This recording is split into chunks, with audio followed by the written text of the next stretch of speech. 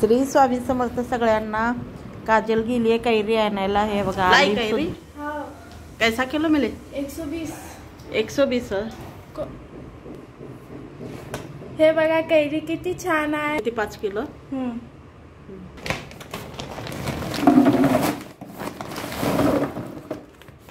वाह कैरी अच्छी है काजल, एकदम व्हाइट है, पांढरी पांढरी है।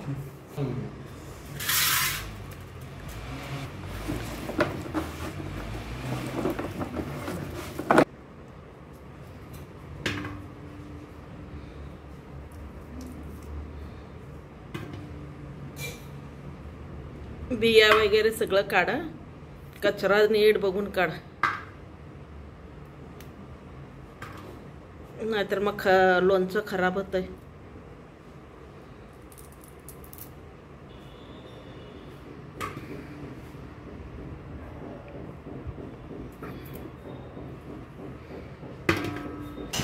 मला लोणचं बनवायचं होतं, त्याकरता काजल सकाळीच लवकर उठून गेली होती।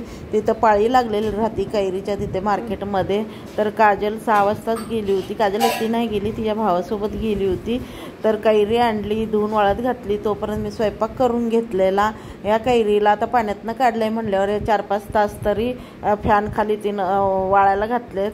आता हे वाळे पतूर म्हणजे कामं होत्यात आणि त्यातनं काचाची भरणी धुवायला घेतली। त्या टायमाला फुटली होती भरणी किंवा डब्बा आणायचा होता, म्हणून त्यांनी कामाला सुद्धा गेले नाहीत आज, कारण ना लोणचं घालायचं आहे, त्याकरता भरणी या डब्बा आणायचं होतं। तर त्यांनी गेलेत आता आणायला। तोपर्यंत मी कैरी चांगली वाळवून घेते।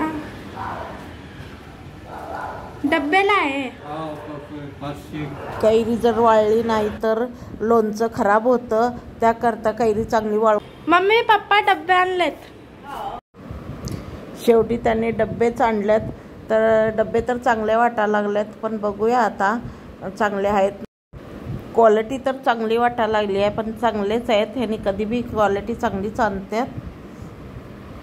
2 डब्बे घेऊन आलेत, दोघांना वेगवेगळं लोणचं घालायचं असल्यामुळे बी चांगले आणले डबे। जाड आहेत, थोडी त्यांची बी गंमत केली आम्ही। लोणचं घालण्याकरता काचाची भरणीच चांगली राहते, पण आता करणार काहीतरी डबे आणलेत। डबे स्वच्छ धुवून करून त्यांना साफ करून आता त्याच्यामध्ये आपण घालूया कैरी तोलायची आहे। तोपर्यंत कैरी चांगली वाळलेली आहे, चांगली वाळले ती। मग काजलचे पप्पा म्हणले मी तोलतो। तर 1 किलोचा बाट आहे, तर 1 किलोच्या ह्याच्यानं दोन्ही डब्यामध्ये 2-2 किलो कैरी तोला म्हणून सांगितलं, कारण मसाले त्या हिशोबानंच त्यामध्ये घालायचे आहेत ना, त्याकरता मोजून केलं म्हणजे चांगलं राहतं, मसाला बी समजून येतो आपल्याला। अचारवाले तोला कैरी तोला। कितने किलो हो गए? ये डब्बे में 1 किलो हो गए ना। अभी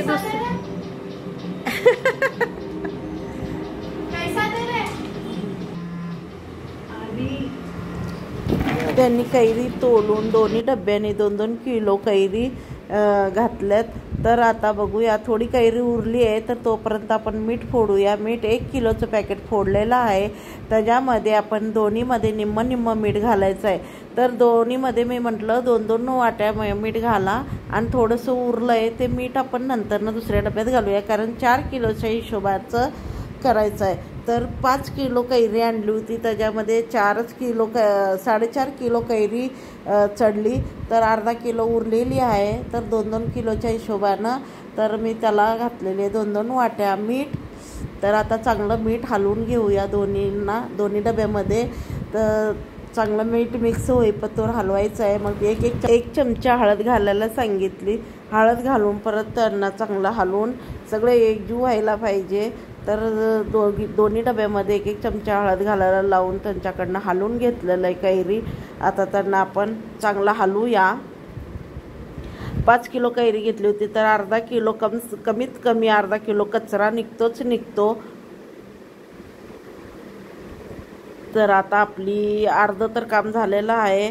तर आता डब्बे टोपणं लावून यांना ठेवून टाकूया। अंदर के रूम में 1 के ऊपर 1 रख दो। अर्धा किलो कैरी उरली होती ती दुसऱ्या छोट्या डब्यात काढलेली आहे.